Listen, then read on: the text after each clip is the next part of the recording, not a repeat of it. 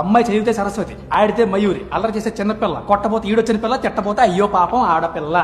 అదే మమ్మల్ని వెధవ వెధవ అన్నారా, వెధవ అంట్ల వెధవ, దిక్కుమాలి వెధవ, అడుక్కు తిన్న వెధవ.